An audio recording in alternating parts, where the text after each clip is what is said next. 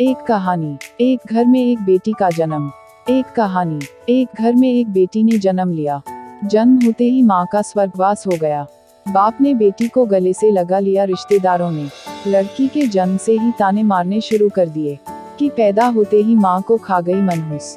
पर बाप ने कुछ नहीं कहा अपनी बेटी को। बेटी का पालन पोषण शुरू किया। खेत में काम करता और बेटी को भी खेत ले जाता, काम भी करता और भागकर बेटी को भी संभालता।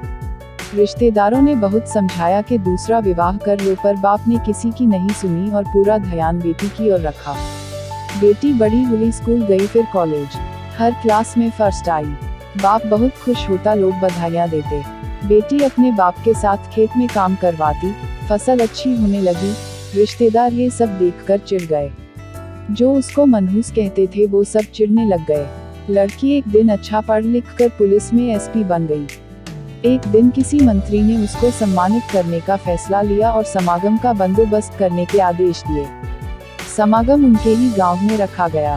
मंत्री ने समागम में लोगों को समझाया कि बेटा बेटी में फर्क नहीं करना चाहिए, बेटी भी वो सब कर सकती है जो बेटा कर सकता है।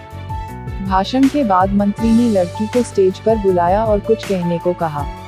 लड़की ने माइक पकड़ा और कहा, मैं आज जो भी हूँ अपने बाबुल पिता की वजह से हूँ, जो लोगों के ताने सहकर भी मुझे यहाँ तक ले आए। मेरे पालन पोषण के लिए दिन रात एक कर दिया। मैंने माँ नहीं देखी और न ही कभी पिता से कहा कि माँ कैसी थी, क्योंकि अगर मैं पूछती तो बाप को लगता कि शायद मेरे